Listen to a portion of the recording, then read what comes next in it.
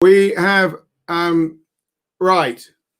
Okay, people out there at 8:15, I am extremely sorry. Noemie and myself have been talking to ourselves for 15 minutes, thinking we were broadcasting to you, the people.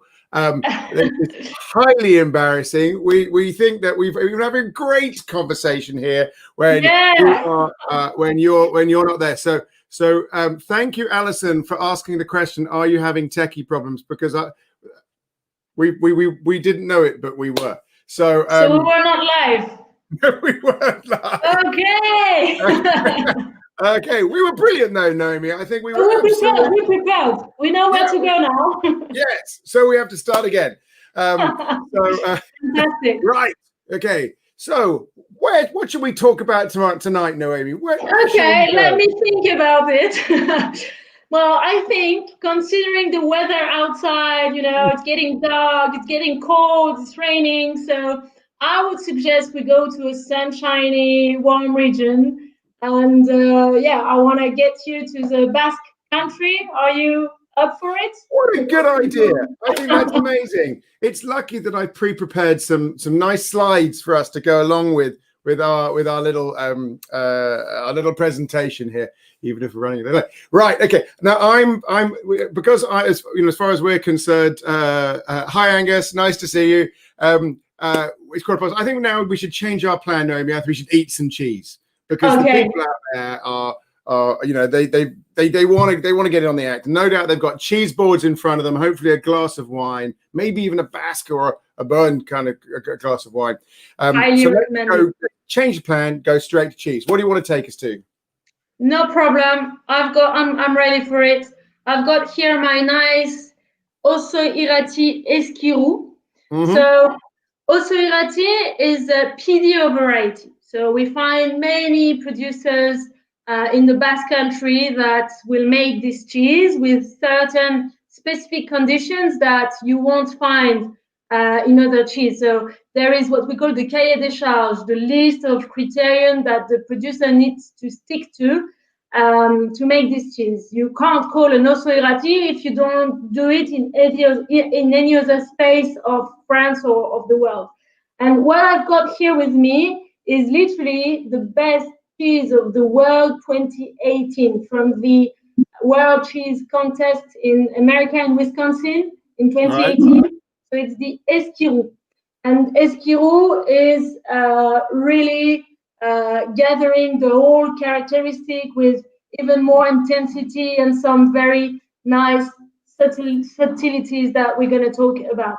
First thing, the Ossau Iraty is obviously sheep milk cheese, okay? Because we are in a region of sheep. We are in a region of shepherd, of pastoralism, where there are three important breeds that have been raised by shepherds for many years. Why sheep? Because they manage to adapt well to the climate and the condition of the region. We are in a region influenced by oceanic climate, in a region where there's a lot of rain, but it's also warm. So we want the rusticity of sheep to get adapted.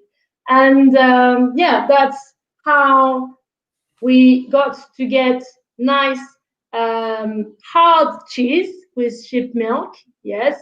Why hard cheese?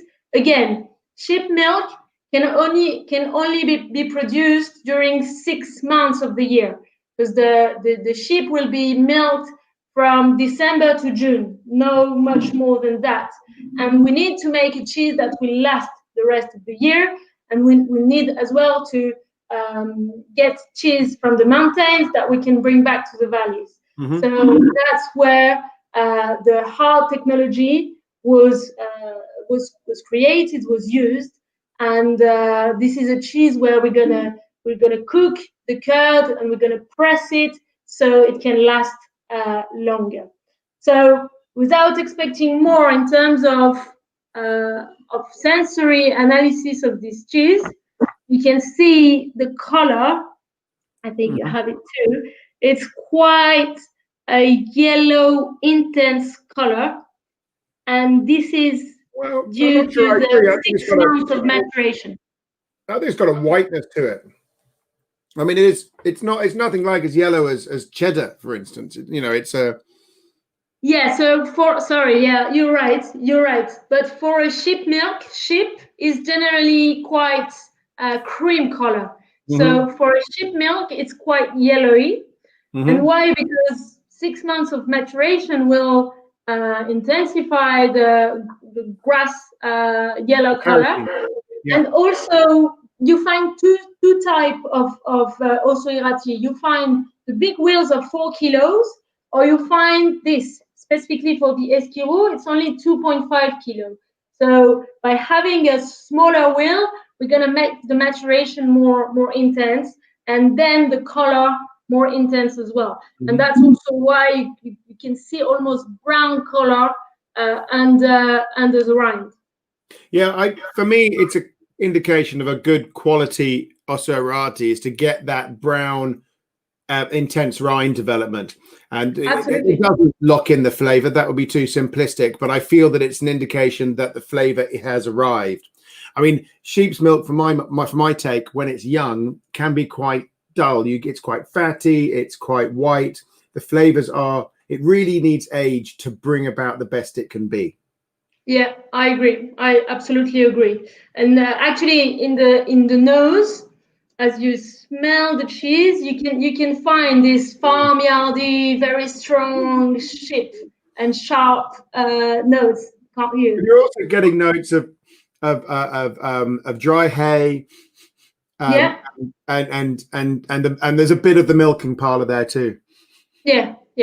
And also, of course, the rind will be much more into cavey notes, into it's doing that thing sometimes of a bit of fish.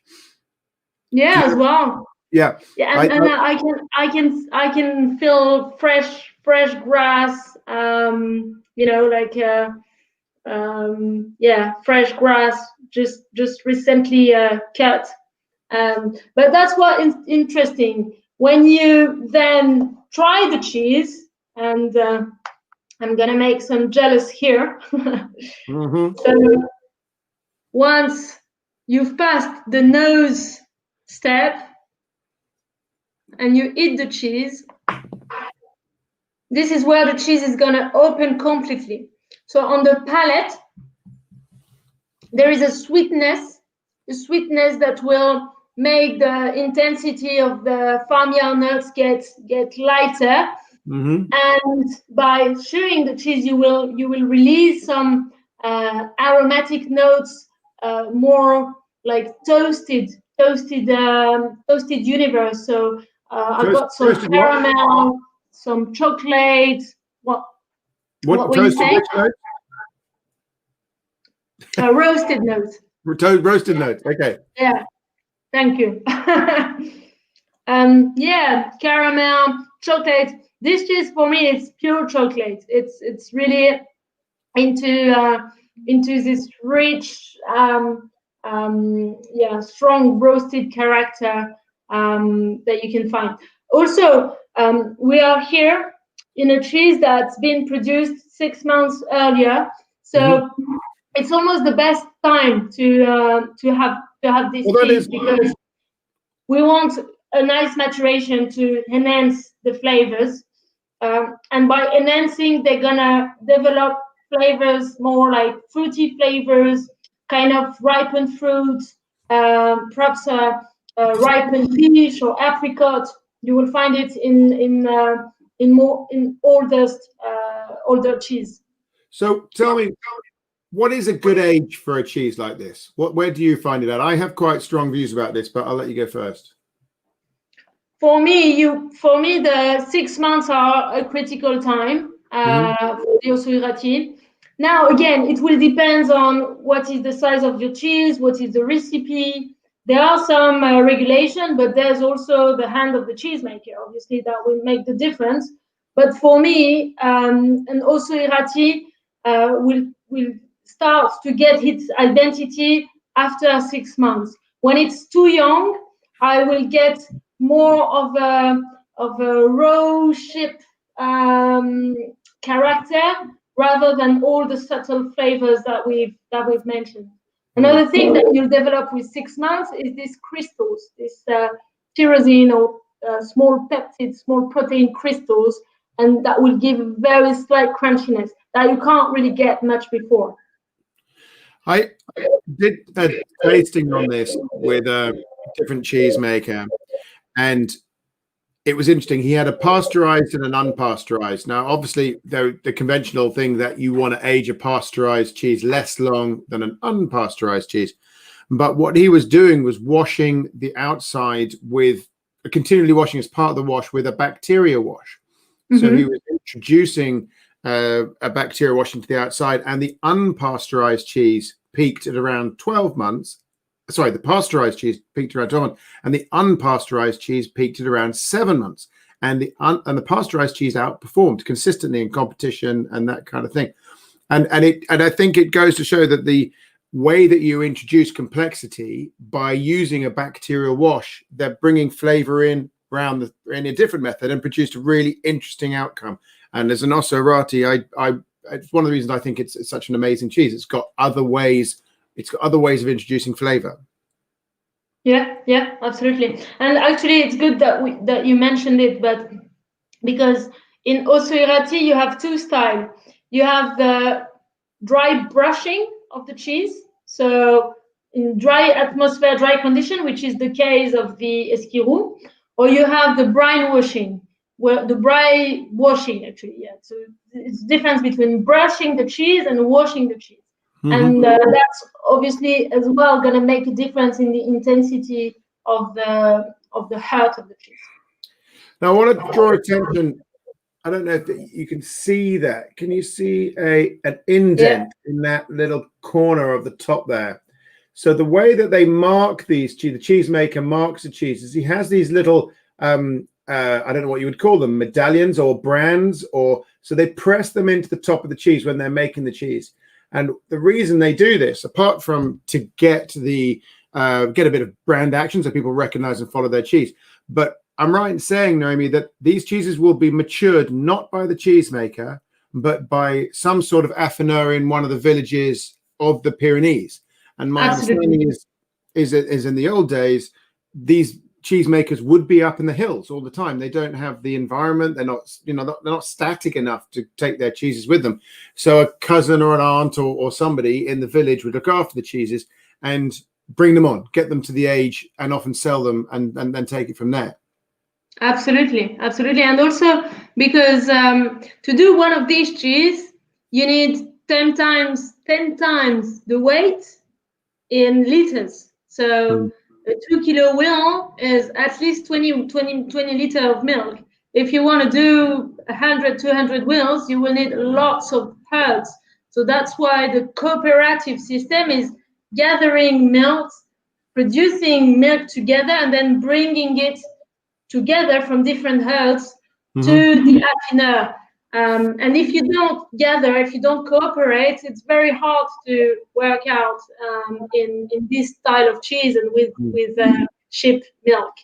So yeah, absolutely. And one thing you mentioned about the engraved logo, there's actually a slight difference between whether the cheese is a farmer cheese or if it's from the creamery, from the affineur.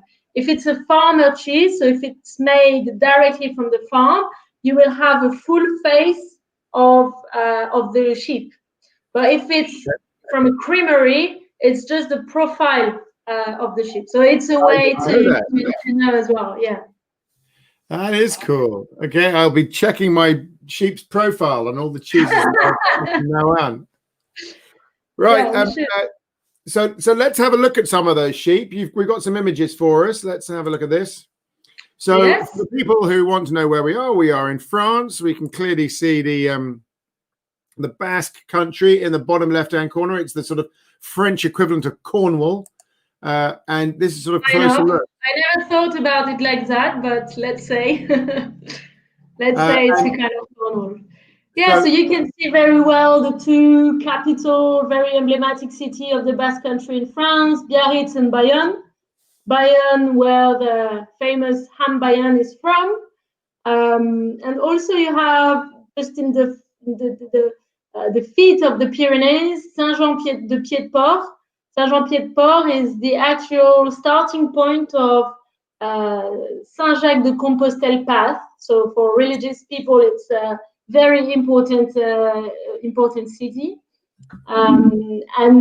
Actually, Ossau Iraty, the name comes from two areas. Comes from the Ossau peak, Ossau mountain, which is on the east side. So where you can see the Laro city is where the very close to there is the Ossau peak on the Pyrenees mountain, and Iraty refers to the Iraty forest.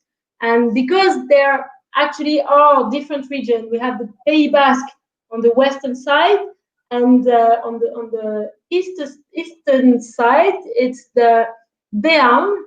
And to gather the two regions, they created this name, so no one would feel excluded, and both regions will get the Ossau Iraty as part of their identity. Yeah, I'm a skeptic. I think that well, when I went there anyway, the people of the Vallée d'Ossau were skeptical about those from Iraty, and the people from Iraty didn't really like the people from Ossau. And I think this is kind of a marriage of two people who, you know, would prefer to live in separate houses. Exactly. But it's also what made this region and the Basque people so special, so unique. They really, the Basque country, the Basque tradition is of a really knitted community with strong traditions, with a proper language. I mentioned the only word I know in Basque, but you can still find people talking just in Basque in this region. So there's a strong identity, and that's what makes it so special as well. And that's what we want, I think, to protect, because we want to keep these traditions. Okay. Well, let's meet the sheep. So these are the three breeds of sheep that are endemic to the region, are unique to the region. He's a handsome-looking person, or probably lady, to be honest. And who is she? Well, I introduce you to black-head Manish. Black-head Manish is the most rustic sheep breed that you can find. It really can survive and keep producing milk wherever you put her. So sometimes in difficult conditions, or where the weather is not that great and the grass is not that green, they are very good producers of milk. So it's what it's renowned. So we can find a lot of this. And she's got a sister, actually, the next one, which is the gingerhead.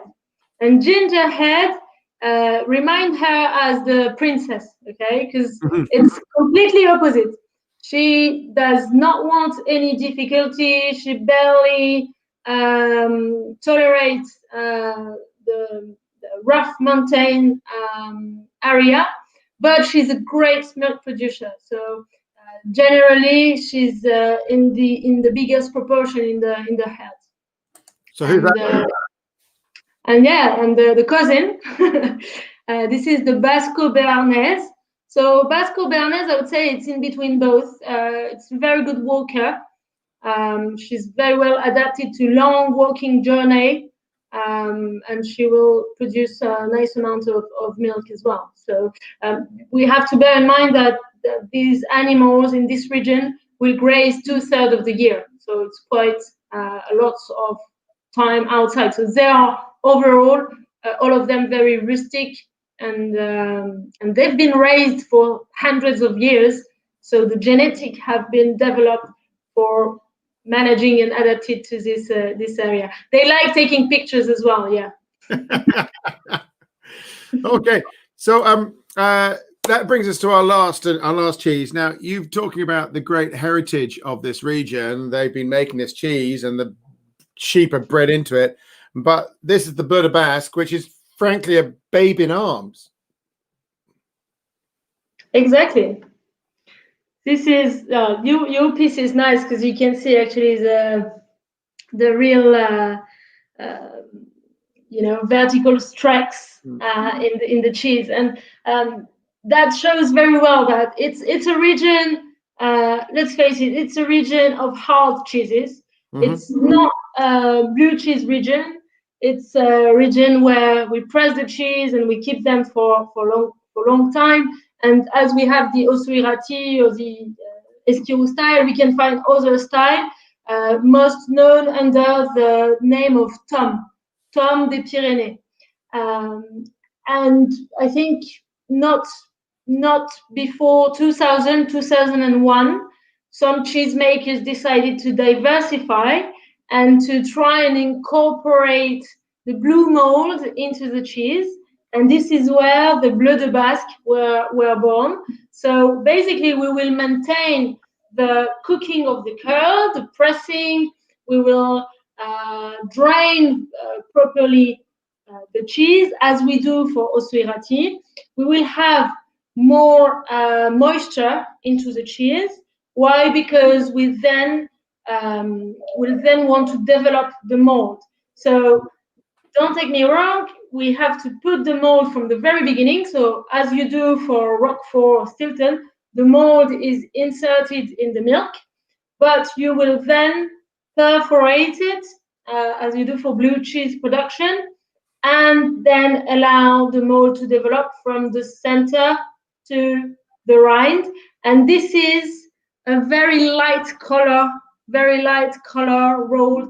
It's really scattered throughout the cheese, and it will bring obviously the identity. With the time, it makes the cheese much more creamier. We are here in a quite young profile, so we can still find the firmness of the Tom style. But as we go, as it develops, it will get creamier.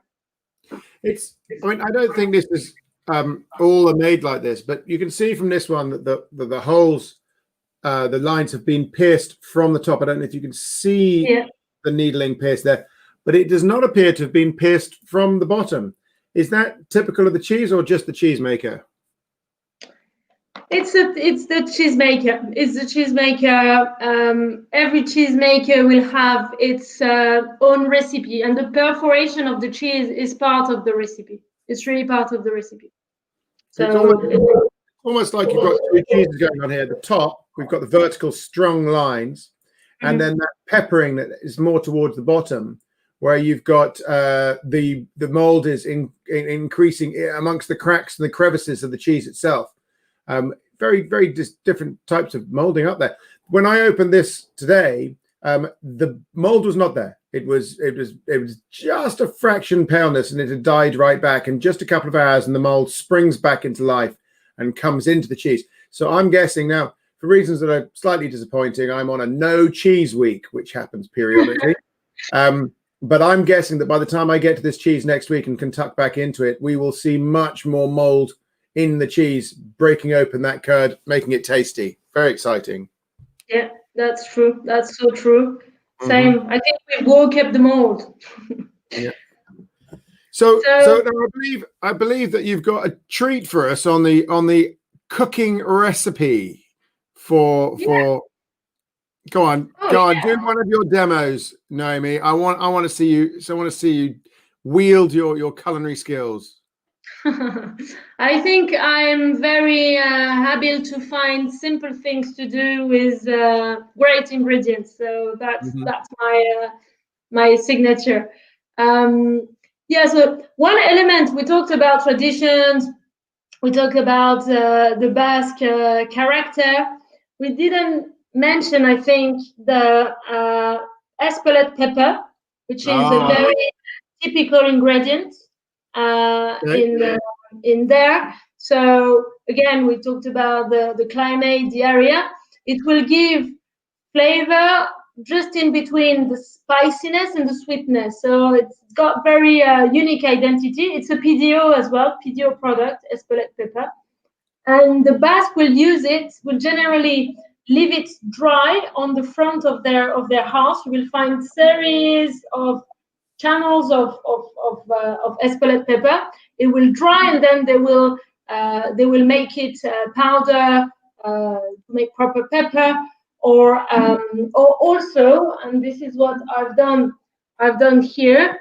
You can do nice Espelette chutney, and the Basque has reinvented a very simple recipe, which is a bit too simple, actually.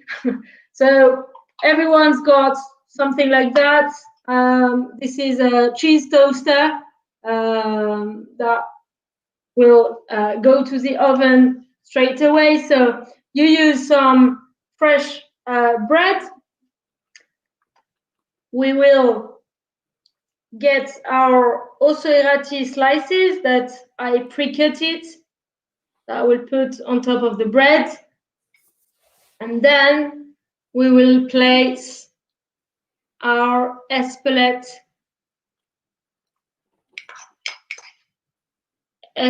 chutney on top of it. I close it with my second slice of bread, and there we go, straight to the oven. And as if by magic. And by magic, we get our nice croque basque, which is the derivate, the Basque version of the croque monsieur. Ideally, we would have added some Bayonne ham. I didn't have with me. But yeah, it's very simple. It's just a great treat. It's very tasteful, and it's a good way to enjoy the Ossau Iraty, because you will balance the saltiness of the cheese with the sweetness of the chutney, and you will crunch it with the toasted bread. Sorry. I have to say, who says French cooking is complicated? Even I can do that. That seems very straightforward. Of course. I will make one. I must get one of those Espelette peppers. You say they're available in the UK? Espelette pepper, yeah, you can find in some very French gourmet stores. Okay. Yeah. Well, I'm gonna find some out. I always like a bit of experimentation. I think that we should recommend to everybody who's watching to head down to the Basque Pyrenees and I've got the pronunciation of the what was that other area you talked about? The Beaune near Laron. The Béarn? The Béarn. So that goes to show my pronunciation so awful. The Béarn. It's a lovely part of the world. I promise you'll find it absolutely gorgeous when the sun is out and the sun's crumbing across the hills. It is one of the most beautiful places of France I have ever been, and France is pretty packed. It is. If I may, and obviously hoping things get better. The best moment to go in this region is the first week of August. If you want to book it for 2021, first week of August, it's really literally 5 days and 5 nights of pure celebrations in the streets of Bayonne, of Biarritz. People are dressed in white and with a red scarf, and they're literally singing, gaming, dancing. They have as well cabarets, a bit of alcohol as well to enjoy all of it. But it's called the Feria of Bayonne, or Feria of Basque Country, and it's really 5 days of discovery of the Basque tradition. You can also have the chance to play the pelote basque, which is kind of a historic tennis style game. Right. First week of August is the moment to be there, but obviously you can go anytime as well, That sounds amazing. Last week we were talking about doing an Academy of Cheese trips to Santiago. Now let's it's a bit easier to get to. Let's go down to Biarritz. I've never been to Biarritz. Apparently it's stunning. So Noemie, Yes. thank you so much for coming on. Even if we did have our false start, and thank you the people watching for staying with us while you were looking at a blank screen while we were gaily talking to ourselves, expecting everyone to find our little chat so amusing. So goodbye, and we will post. Agur. What's it? Agul. Agu. Okay. Well, agu. Everybody. Bye.